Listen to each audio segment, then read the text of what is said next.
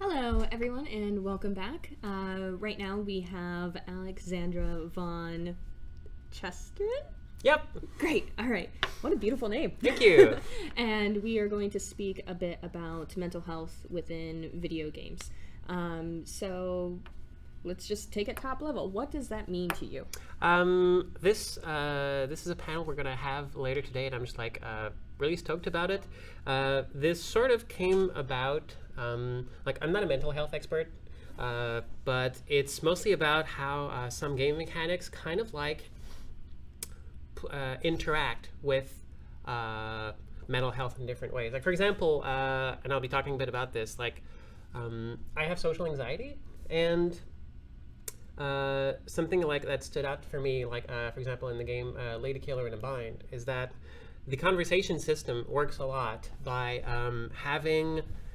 you have conversation topics. It's not just branching dialogue, but sometimes you'll have oh, you can say this thing, or as you keep talking, oh, now this topic becomes available because you just talked about it. Mm-hmm. And you can the game will give you advance warning to let you know oh, this topic is now becoming irrelevant. It's going to go away soon. If you want to talk about that, you should now. And as someone who has trouble getting a word in some conversation, oh, I have something relevant to say, but oh no, now it's too late.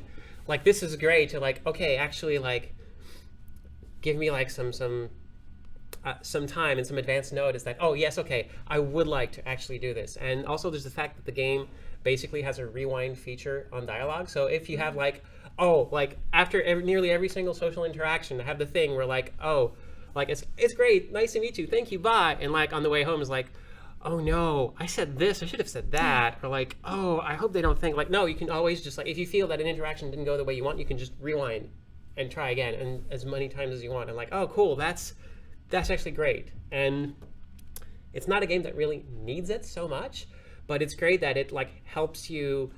It for me, it lets me try different things and get more comfortable with alternatives and realize, okay, well, it's just not something I might actually need in real life, but it's good to know that alleviate that fear of messing up in conversation. And that's just my part of it. But there is going to be talk about how Dark Souls 2's hollowing mechanic plays with depression and the ways it's handled in games, and a lot of that kind of topic. I have some lovely co-panelists who are going to bring some interesting things to talk about. So I'm really excited about that. Great, yeah, that sounds really wonderful.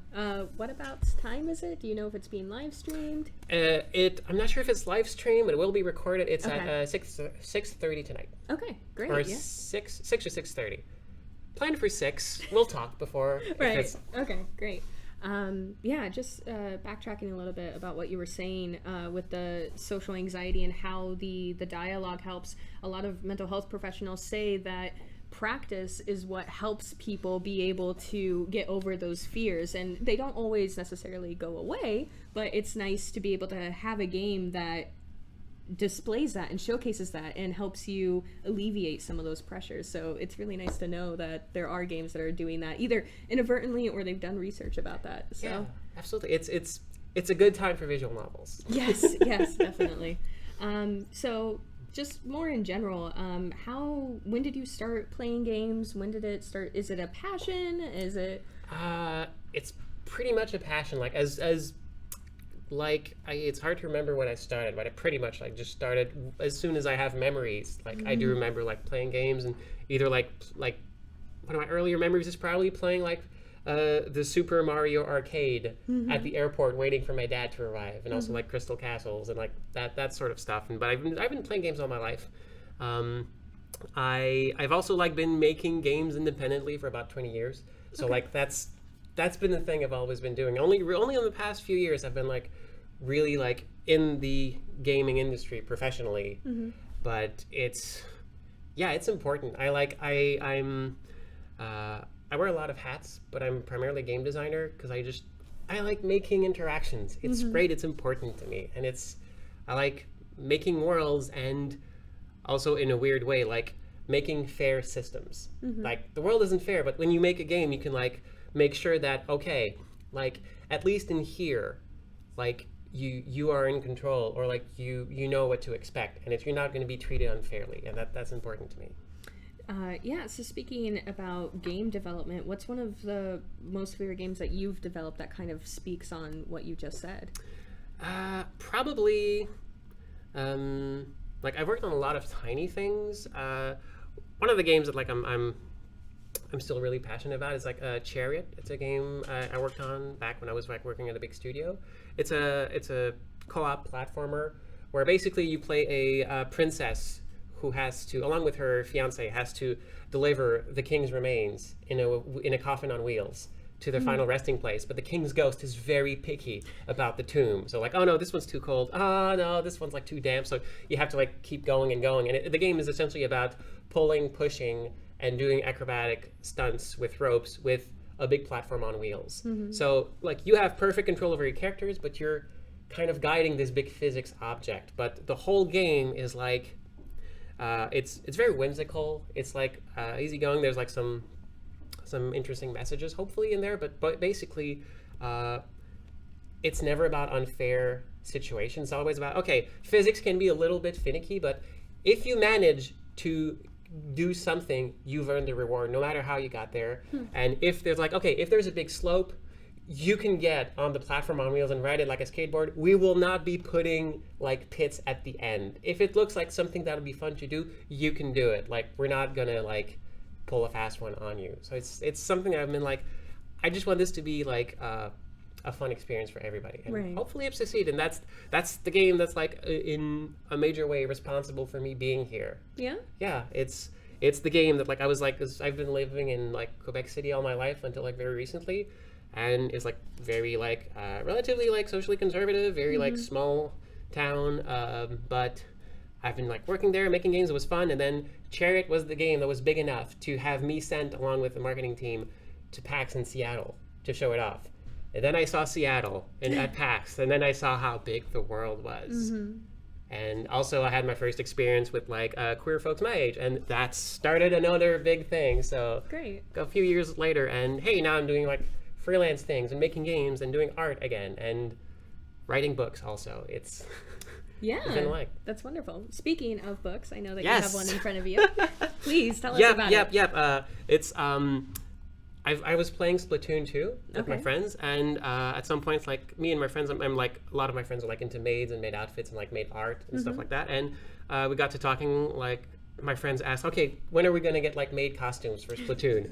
And I like even saw some of these like little drawn postcards in the games, like Squid Maids when and so on. So at that point, I've been like making fake light novel covers as goofs and commissions because it's fun to like, hey, I'll put anime version of you in this wacky situation.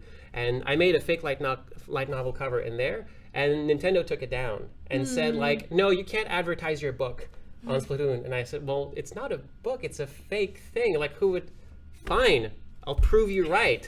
So I wrote the book. So like I wrote about 20,000 words out of spite in a week, and then illustrated it. And yeah, I made it like I made an actual light novel after just like making covers for fun. And it was like the top rated book on Itch for like about a week. It's still actually, it was a top book on there. It's still the top rated book. Wow. It's fun. And like I've been struggling with making comics for a while because it requires a lot of energy, but writing 20,000 words, I can do that. Drawing 8 to 10 illustrations, I can do that.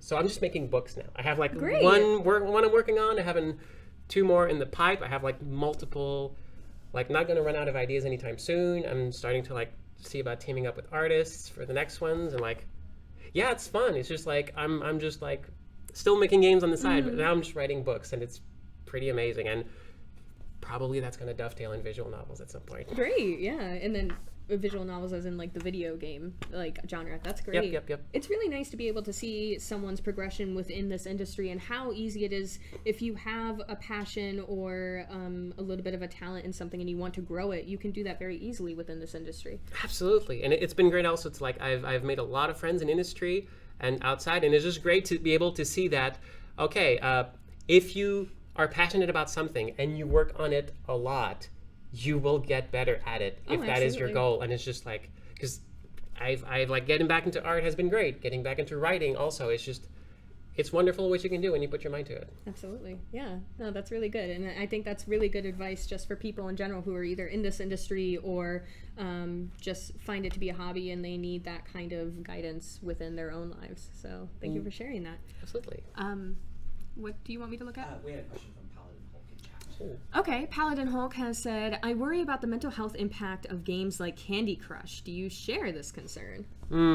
Yeah, there's been also a talk recently about like loot boxes and stuff like that. Sure. And like I used to be in the camp of like, well, if it's just cosmetic stuff, it's fine. It's not actually impacting gameplay and so on. But like other folks have been like giving me some perspective. And no, if a game has an aspect of it that encourages you to keep playing and kind of like gets this loop of constant like reward and just not getting exactly what you need, but wanting to play more to get it, and just like that's not super healthy. That's not the best. And like of course there's always the argument, well, you can just like set limits by running yourself and so on, but maybe as designers we should be like worried about that and actually making systems that don't require players to develop other meta systems to make the experience like safer or like better health wise. So Sure. yeah, it's giving me like more perspective on like maybe we should be more careful and be like more conscientious of stuff, like Yeah. be aware of just the kind of mechanics we're making, because at some point I was like working on Facebook games and mobile games, and the concept of pain points of like, oh, we need to design a system so that at this point the player is hurting for more content and is more likely to purchase stuff. Like that's not fun. That's not fun as a designer to be like treating the player this way, and I hope we move away from that. Yeah, unfortunately, it seems it's been going on for a while, and it's one of those things like, oh, we can do this, and no one's asking, should we be doing this? Yep. So.